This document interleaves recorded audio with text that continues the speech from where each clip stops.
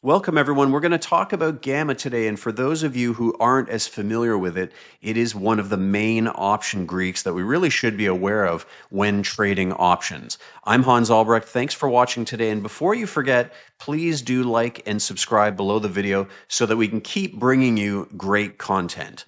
Now, first things first, please take a minute to read this disclaimer. I'm not a financial advisor and nothing I say should be considered financial advice. So before making any investment decisions, please consult a qualified professional. Now, if you're an option trader, you should be paying attention to the main option Greeks in general because really they're part of your risk dashboard. So delta, for example, is giving you an idea of probability and how much you could be making or losing on direction of your underlying. Theta is going to help you know how much you can make or lose through the passage of time.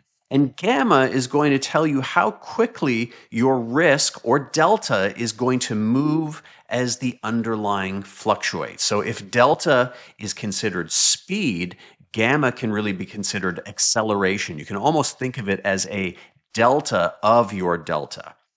When I was a market maker, especially starting out, here are a couple pics of me, we were pretty small compared to the broader equity market. So, and I'm talking about kind of comparing volume. So even if you were a big trader, we were pretty big traders for the time, overall, we did not influence stocks very much at all. Now, why would we be influencing stocks at all if we're options traders, right? Why are we touching stock? Well, when you're a market maker, especially in a much less liquid environment, meaning less client flow, options order depth, you're taking on client and institutional flow. So let me explain. If a client wanted to sell 100 calls, maybe they're doing that for a covered call strategy, for example, I would buy those as the market maker on that particular stock.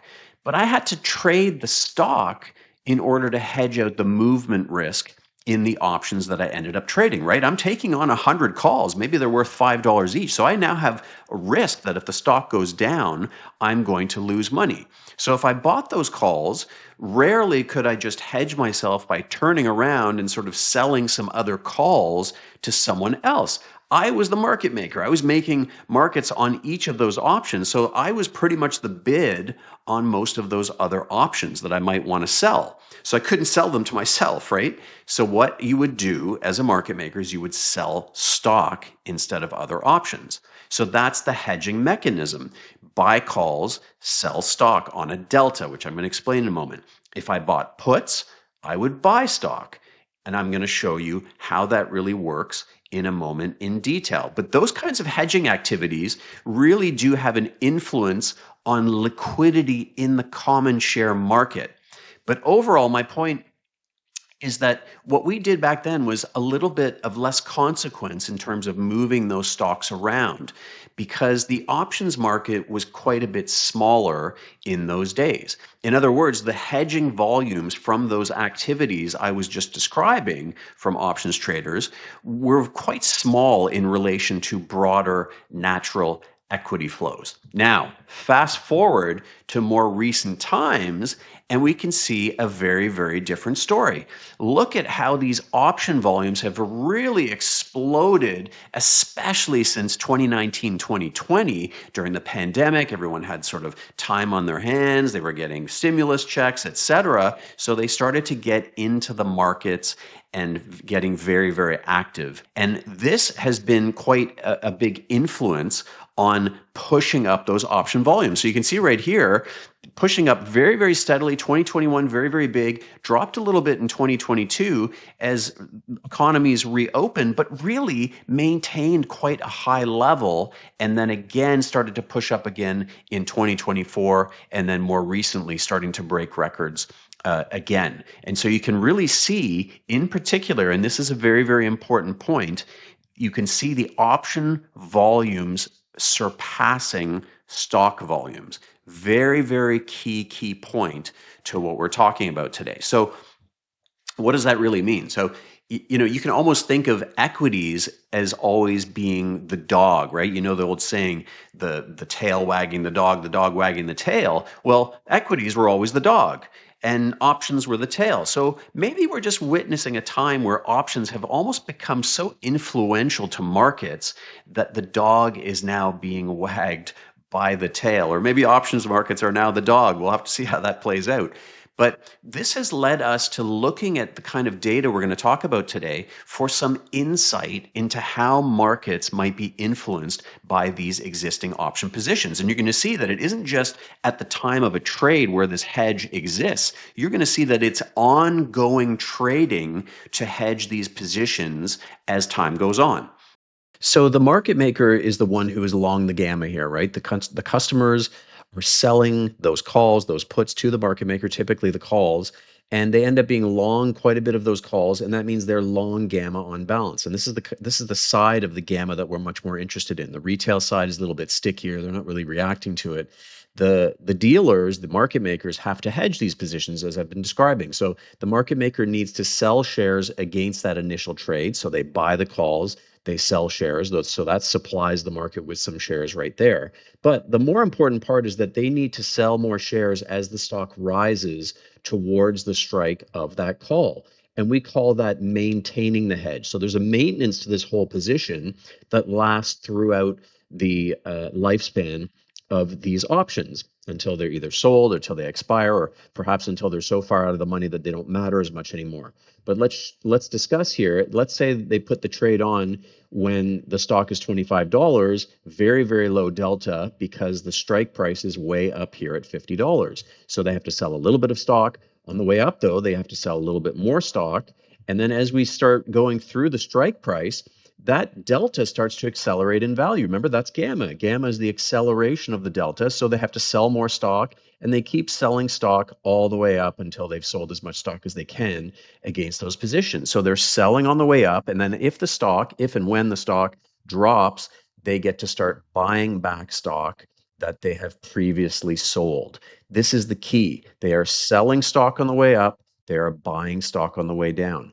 This provides support to equity markets. So this happens in a very large way in the S&P, for example, and they're buying and selling stocks and futures as a reaction and maintenance to these positions that they have on, supporting markets on the way down and supplying markets on the way up. That will, as we'll see in a moment, affect volatility. Now, what if the market makers are actually short options? Well, it's the complete opposite effect. So the math gets flipped on its head. They are selling calls down here and they need to buy shares. But as the stock goes up, they actually need to buy more shares in order to hedge, because these options are going to start to accelerate in value through the strike price. So they need to do the opposite. They are buying on the way up, which exacerbates volatility. And then if the stock drops, they are now selling out that hedge because they're going to be overhedged as the stock comes down. So the mechanics of it is maybe a little bit difficult to understand. It just depends on what side the market maker is on. Are they buying those calls or are they selling those calls? And in order to hedge, they have to either buy or sell stock. So that's an important consideration.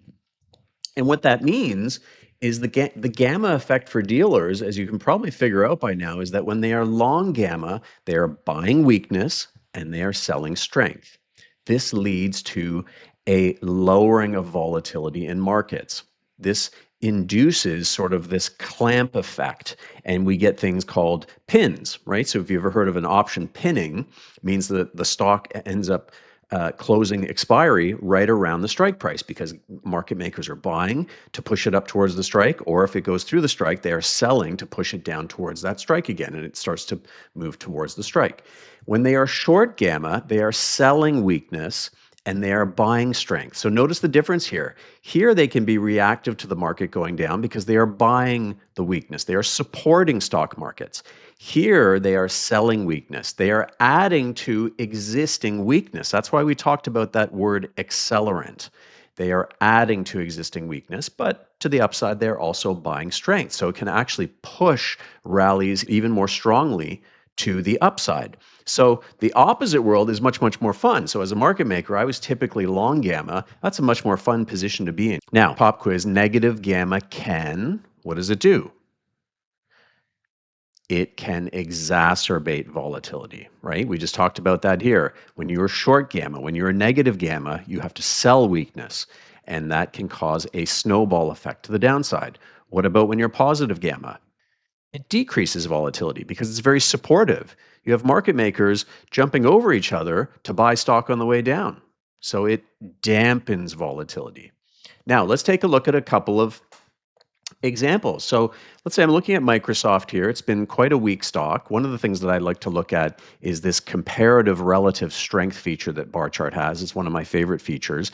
We can see that it shows the strength of the underlying that you're looking at, in this case Microsoft, versus the SPY. So we're comparing how is Microsoft performing versus the SPY. Well, it's underperforming here. We can see that. It's having a tough time, and relative to the SPY, it's doing poorly. Here it starts to outperform a little bit, underperform, but lately, really we've seen for quite a while now, except for this pop up here, we've seen underperformance versus the SPY.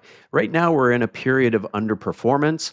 We can confirm this by the fact that Microsoft is underneath the 20-day moving average, the 200-day moving average, the 50-day moving average. It is not doing very well at all. Yesterday, we saw it rally up into the middle of the Bollinger Band here and pull back. Again, this morning, we saw it rally up to the middle of that Bollinger Band and then pull back again. It's having trouble getting through important moving averages because it's generally in that downtrend. Now, let's take a look at the gamma profile for Microsoft. Well, we can see here, if we look at the zero line, so anything underneath the zero line, this is net gamma exposure, and this is gamma exposure separated out by calls and puts. On the net side, we can see that above where we're trading, we see these large spikes of positive gamma. Remember, we talked about that. Positive gamma will provide supply to the market. So that's making things a little bit more difficult, and perhaps why Microsoft keeps banging its head off these levels in the high teens, around 419, 420. We've got this very big amount of positive gamma from calls. We call this a call wall. So we've got a call wall here, we've got a smaller one here, we've got a very large call wall at 430, but sure enough, Microsoft has been resisting, has been having trouble going through that 420 call wall. And so on something like this, you might look at Microsoft and say, you know what, it's still acting very bearishly. It's having a lot of trouble getting going. We've got this nice call wall that we can lean against potentially. We could maybe do a bear call spread. So when it comes up into here, if we think the volatility, the IV is a little bit on the higher side, mid-range to higher side, we could sell a upside vertical, a bear call spread, and try to capture some of that premium because we have a good feeling that it's going to have trouble getting through that 420 level. We could do other things potentially as it gets close to that call wall. We could maybe buy some puts. We could buy some downside put spreads, something like that to express a bearish view, because as it comes down here, look what happens. It gets towards these negative gamma spikes. And what this does is it exacerbates volatility. So the idea is that if Microsoft starts getting through 410 with any kind of velocity, this is going to exacerbate the volatility because anyone who is short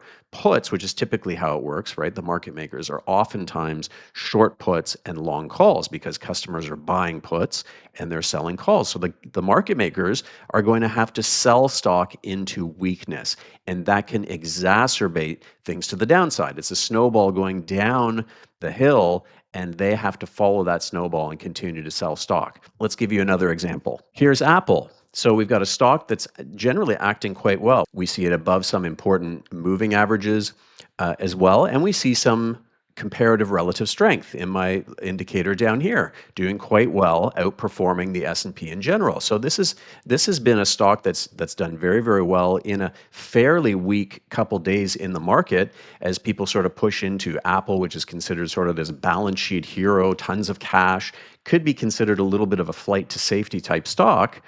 And if we look at the gamma profile, we can see that below where we're trading, we have the very, very high Call wall. So now we have these calls which are below where the stock is trading, or roughly where the stock is trading, just slightly below. And this is going to act as support now. Remember, to the upside, it can act as resistance, but now to the downside, it can act as support because as the stock drops through that strike price of 245, we can assume that market makers are going to have to buy back stock that they have previously sold. So that acts as support here. So remember, these call walls and put walls can act as support or resistance depending on what side of the coin we are necessarily on. And of course, depending on how close we are to expiry. Closer to expiry, you get a more pronounced positive gamma effect. And the activity, the hedging activity, has to happen a little bit more aggressively from those market makers, from those dealers.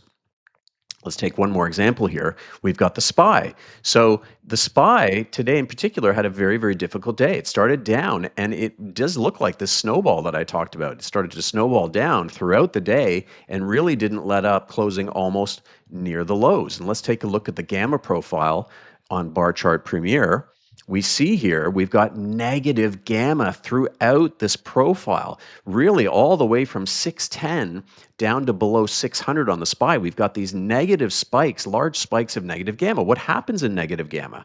Well, once the snowball gets going, dealers have to sell into weakness. They are short a lot of puts down here. We can see down here in the gold, short significant amounts of puts at the 600 level. So as the market started to get close to that 600 strike, that delta increases on those puts that they're short, and that means they have to sell more stock. So the mechanics of how they do their job starts to become a little bit more clear, don't they, as we see these gamma profiles that give us an idea. They don't necessarily cause anything on their own, but in the presence of a reason for the market to start moving in one direction or another, that's where these gamma profiles start to kick in and potentially exacerbate an existing sell-off, or support a sell-off, or provide resistance on the way up. So it really depends on the profile. So between SPY and Microsoft and Apple, you kind of get a little idea of how this can work out there and how it can actually help you in your trading. This is something where you start to see the market heading down towards these large spikes of negative gamma. You may not want to sell some puts on the way down. You may want to be buying some puts, buying some put spreads in order to play the momentum that could very well be increasing as the market gets towards 600. So you want to look at these sort of gamma profiles to help inform what you might want to be doing from an offensive standpoint, but also from a defensive standpoint. You do not want to be standing in the way of a very, very negative gamma profile, which we're probably going to have for some time if the market stays down here. So we could see a little bit more volatility over the next little while because of these profiles from a SPY and SPX perspective. Hopefully you enjoyed that, guys. We'll see you in the next bar chart video. I look forward to it. We'll see you then. Thanks for watching.